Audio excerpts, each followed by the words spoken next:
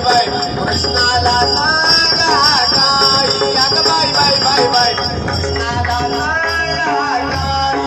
काही दूध घेऊन मथुरेशी जाता दूध घेऊन मथुरेशी जाता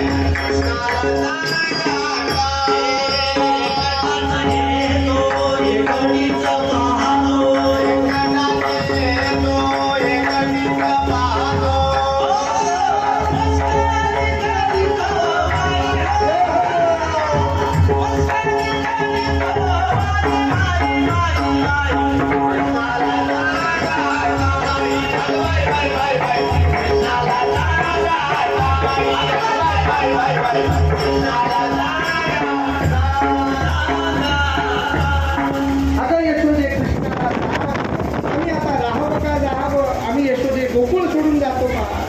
अगं काय केलं यानं? मस्करी करतो.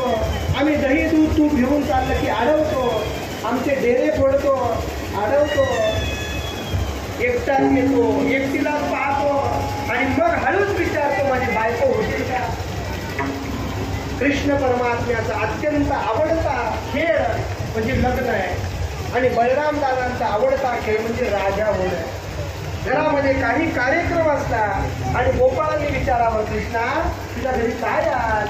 देवाने सांगावं माझ्या लग्नाची बैठक आहे. आवडीनं सांगा. एवढंच आवडत होतं देवाला. सगळ्या गोपिका रोज थकून जायच्या.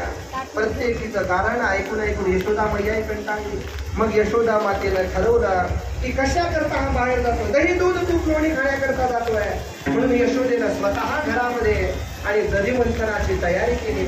सुंदर प्रकारानं यशोदा माता दधी मंथन करण्याकरता तयार झाली.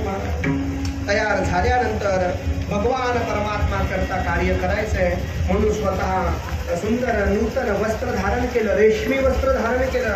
देव कार्याकरता पवित्र अवस्थेमध्ये कार्य व्हावं म्हणून वस्त्र सुचूरभूतता याचं ध्यान ठेवलं. मालती पुष्प केसांमध्ये घातलेले आहे आणि स्थूल देहाची यशोदा रवी हातामध्ये घेऊन घुसळण करते. त्याच वेळेला त्या मालती पुष्पांनी डोक्यातला विचार केला भगवंताची आई भगवंता करता काहीतरी सेवा करते. मग आपला अधिकार नाही हिच्या डोक्यामध्ये बसण्याचा. ते सगळे पुलक केसातून गळाले यशोदेच्या चरणाला लागले. मालती निर्ममंथ खाली पडले. खाली पडल्याबरोबर यशोदा घुसळते. कान्होबा कृष्ण परमात्माला त्यांनी सांगितलं आई मला भूक लागली. यशोदेनं सांगितलं कान्होबा क्षणभर थांब. 5 मिनिटामध्ये तुला दही दूध तूप बनवून देते. हट्ट करू नको.